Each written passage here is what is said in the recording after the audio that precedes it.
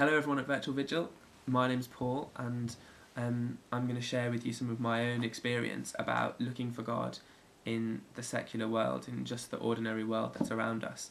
I'm very lucky that from way before I was born my parents were very interested in their faith and they wanted to help me get to know God better, and I've always been happy to get to know God better, and that's always been something that I've wanted, but I've not always known the best way to go about doing that.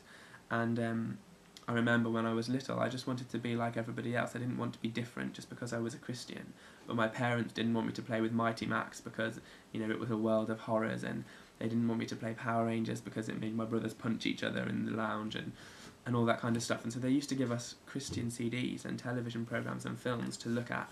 And, like bands like Delirious and DC Talk and Newsboys, who are all great bands, but a lot of the Christian music at the time was like guitar bands and stuff, and I really wasn't into that style of music. And especially when I was younger, I was more interested in cheesy pop and like pop R&B stuff, and there was never any Christian music about that I knew of that was like that. So I kind of had this rebellion, I'm not going to like that music because it's Christian, and really it was just that I didn't like the style, but I turned it into it's Christian, so I'm not going to listen to it. And I just carried on listening to the music that I wanted to listen to from the pop charts and stuff.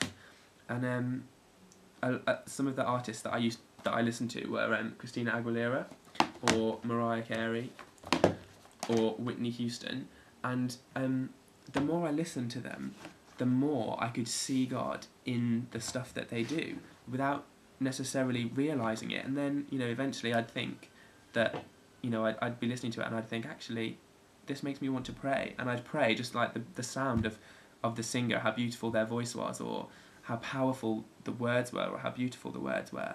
And then, I started to realise that some of these songs that reminded me of God were actually written about God.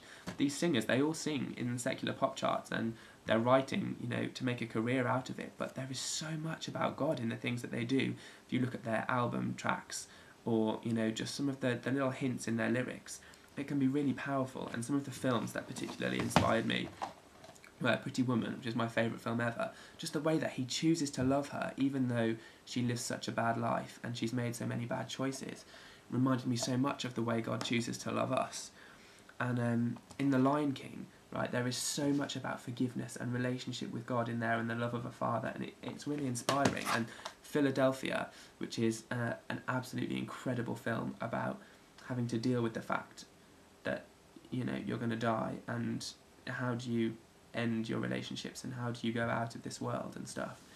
And I'd watch these films and listen to this music, and just really would remind me of God tons. And the more I did that, the more it made me want to pray. And eventually I got to the point where I liked that feeling, and so then I wanted to get more Christian stuff, like artists like CeCe Winans or Rachel Lamper or Rebecca St. James, who are Christian artists, and they sing only to praise God, and they're beautiful, and I can enjoy them now because I was able to find God first where I was looking, as opposed to where people were showing me.